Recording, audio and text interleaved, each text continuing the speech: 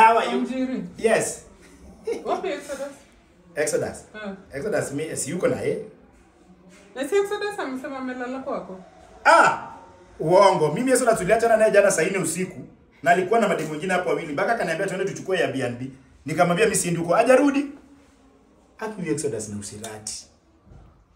Onjiri uko sure kulala kwa Exodus? Si kulala kwangu. Analalaje kwangu na mimi ndio mimi nimegiko hapa. Hata nimejivaa nienda kuja kuona. Nyamaza acha nimpigie. Ai. Hii yake sasa imesidi hao. Hata kama nikupenda mademu. Kwanza wala alikuwa nao jana. Hebu nyamaza pia unakuanga na mdomo mingi. Wanaume mzima na acha nyamaze. Hello? Exodus. Yes. Uko wapi? Niko hapa kwa Njiri. Uko kwa Njiri. Hebu pe Njiri simu. Pe Njiri simu. Unataka kuongea naye? Exodus. Pe huyo Njiri mwenye uko kwake simu. Ndio nisikie kama Njiri siku hizi ni. Naenda mpatie simu. Haizi ongea kiwa kwa bafu.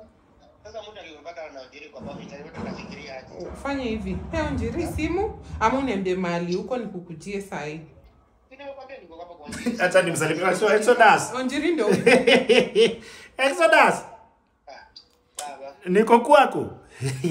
Sasa unaenda kwangu aje bwana bila kuniambia hapa. Mimi nilikuwa nafikiria. Hebu nyamaza pia wewe. Mbaba mtiaji. Exodus. Ulala wapi? Sasa surely imagine saizi kuna mob justice inanyonga watu hapa nje. Ukinyongwa mimi ndafanya nini? Ulilala wapi? Hebu nyamaza pia wewe. Nilikuwa nataka nikupigie. Sasa alafu mbona hujampigia? Unataka na upigi? Ni vile nilikuwa nataka nimpigie lakini before nifikiria akanipigia. Hiyo ni poa.